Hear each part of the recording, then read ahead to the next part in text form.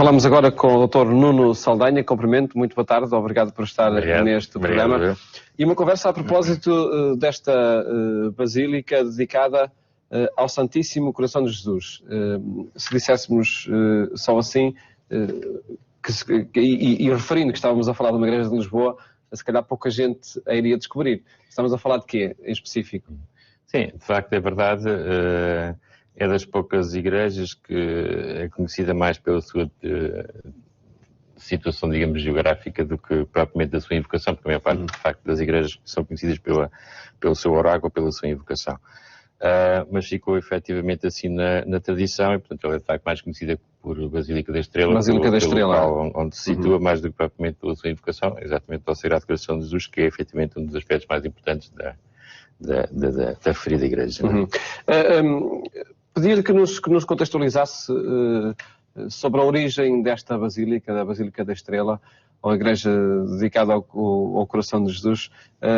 A que se deve a sua construção? Bem, a sua construção pode-se dividir em diversos aspectos, em diversos fatores, tem a ver exatamente com aquilo que considero como os aspectos mais importantes do ponto de vista quer político, quer do ponto de vista da espiritualidade, quer do ponto de vista artístico.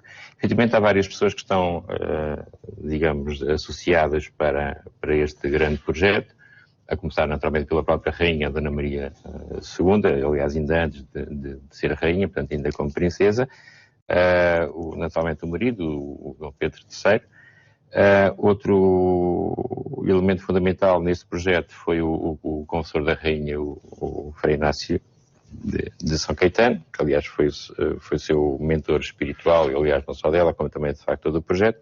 E depois, claro, em terceiro lugar, e como naturalmente não podemos deixar de tomar em conta, são os próprios arquitetos, né? Portanto, o Mateus Vicente Oliveira, portanto, digamos na primeira fase, daquilo que corresponde ao primeiro e ao segundo projeto. Depois da sua morte é substituído por Reinaldo Manuel, que aliás ele tinha sido encarregado das obras durante as primeiras fases e depois acabaria por assumir a direção da obra e que lhe acabaria também por fazer algumas alterações, nomeadamente a nível da fachada.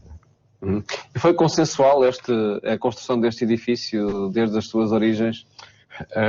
Nem sempre, porque aliás, como acontece em quase todos os grandes projetos que se fazem cá em Portugal, não é?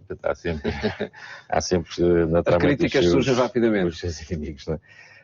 Ora bem, no entanto, as críticas que foram feitas à Basílica da Estrela podemos dividir fundamentalmente em dois aspectos. Por um lado, aquilo que podemos considerar a crítica estética e a crítica historiográfica. Pronto, no fundo é uma série de autores que criticaram o edifício por não gostarem, digamos, do estilo em que ele foi feito. O que é naturalmente recorrente em quase todas as situações, aconteceu com Mafra também na primeira metade do século, e aliás até com o CCB, portanto, com grande parte de facto daquilo que se faz. Não dá sempre alguém que efetivamente não gosta, mas pronto, claro que essas críticas não têm uma importância significativa, porque são fundamentalmente críticas baseadas em juízos de gosto, e portanto são naturalmente dependentes do gosto, que entretanto muda e portanto que é natural. E depois temos uma outra crítica que é de facto mais importante, que é a crítica que é feita sobretudo do ponto de vista político e económico, não é? Portanto, como aliás ainda hoje, cada vez que muda o governo, portanto há sempre esta crítica dos gastos que foram feitos e pedir para justificar os gastos, etc.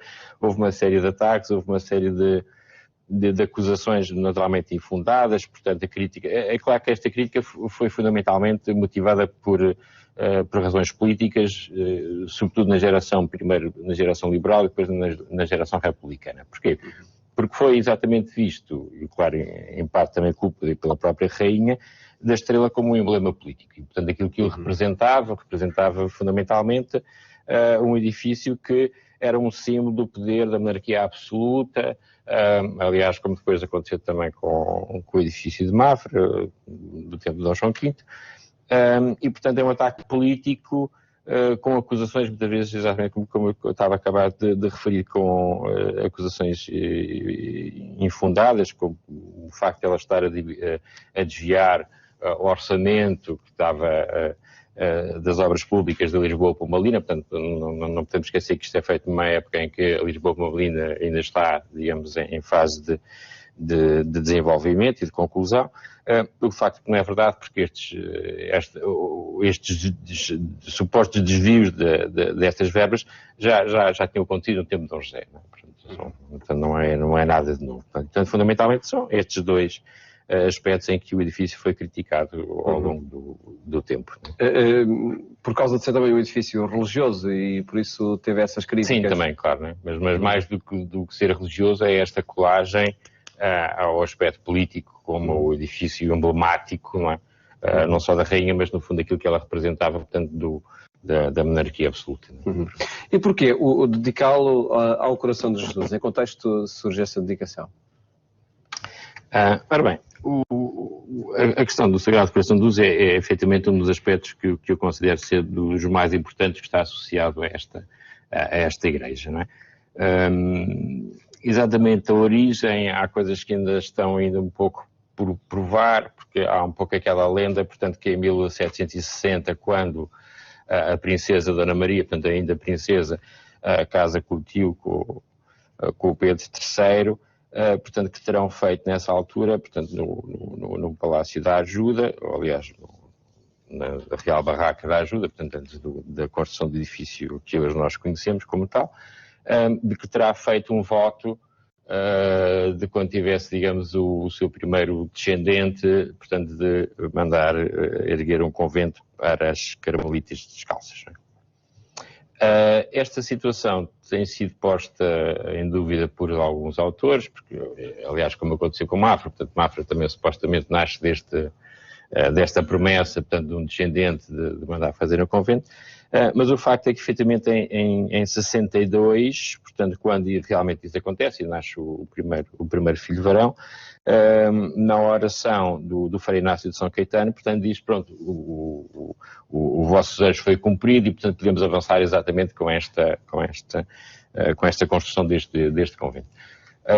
Portanto, ou seja, fundamentalmente o grande mentor do culto ao Sagrado Coração de Jesus foi, efetivamente, o Frei Inácio de São Caetano, portanto, o confessor da rainha, portanto, aliás, ele vinha também do convento das Carmelitas de Carnide, e, portanto, digamos que é ele, de facto, o grande impulsionador. Mas, efetivamente, a rainha acaba por abarcar essa ideia e quando pode, portanto, ou seja, já só depois de 77, quando finalmente acaba por subir ao trono, ela pode concretizar esse projeto, de facto, e acaba por concretizar.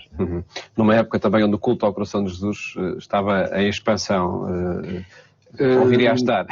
Não muito. Aliás, o aspecto importante é exatamente uma espécie de pioneirismo nesta nova espiritualidade, não é? Portanto, muitas vezes considera-se que a Igreja da Estrela é a última obra barroca da Europa, o que é naturalmente um bocado exagerado, mas do ponto de vista artístico não é efetivamente uma obra de vanguarda ou sequer moderna com aquilo que estava no fundo já a acontecer na Europa, com o advento do neoclassicismo.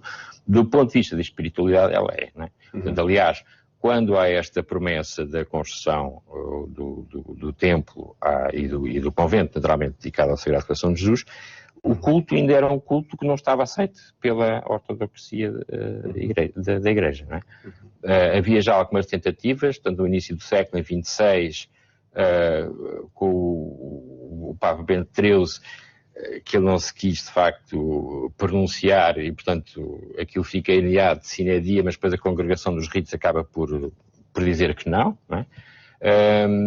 E, portanto, só em 65 é que, de facto, com o Clemente XIII, ele acaba por declarar, sim, é verdade, o coração de carne é um símbolo do amor e, portanto, vamos permitir o culto.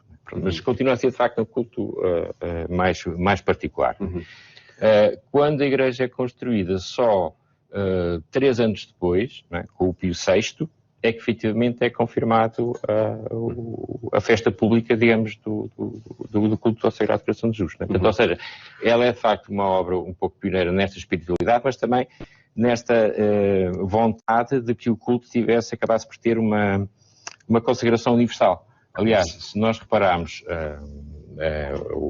a pintura do Batónio, que está na Capela Mor, portanto, aliás, que foi até visitada e até dado o acordo pelo próprio Papa Pio VI antes dela vir para Lisboa, que representa a consagração do mundo ao Santíssimo Coração de Jesus, representa uma ideia que só virá, de facto, a ser posta em prática com esta consagração mundial ao Santíssimo Coração de Jesus pelo Papa Leão XIII em 1899, portanto, quase 100 anos depois. Né? E desculpe só acrescentar, o Sacré-Cœur de Paris também só quase feito 100 anos depois da nossa Basílica da Estrela.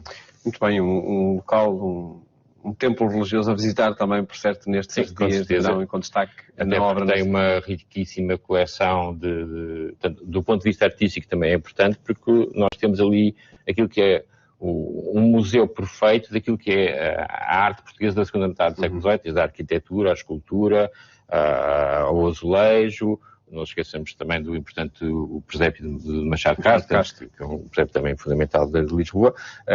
Há obras do entalhador Abreu de Boó, portanto, a nível das artes decorativas, portanto, é efetivamente uma das igrejas mais interessantes e mais importantes. Fica essa sugestão também. Agradeço ter estado aqui neste programa a apresentar esta igreja, a Basílica da Estrela, dedicada ao Coração de Jesus, um local também a visitar nestes dias de verão. Desejo-lhe um bom fim de tarde.